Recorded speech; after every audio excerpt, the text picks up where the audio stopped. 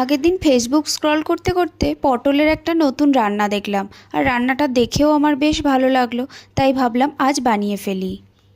তার জন্য একটা মিক্সিং জারের মধ্যে কিছুটা সর্ষে, সাথে কিছু পোস্ত আর একটু চারমগজ আর কিছুটা জিরে দিয়ে একটা শুকনো গুঁড়ো করে নিতে হবে।